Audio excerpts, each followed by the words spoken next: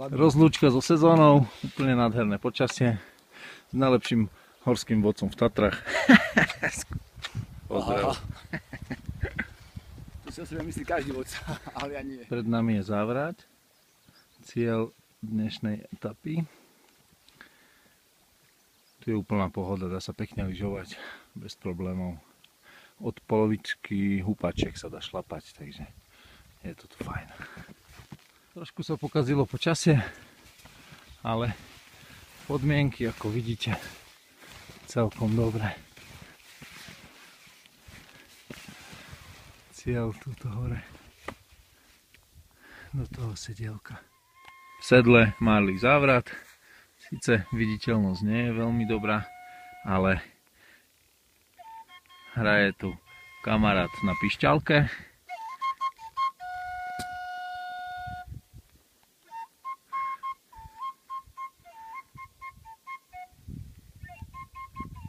A pohľad na Svišťovi, ale tiež ho nevidno veľmi, pretože je hmla.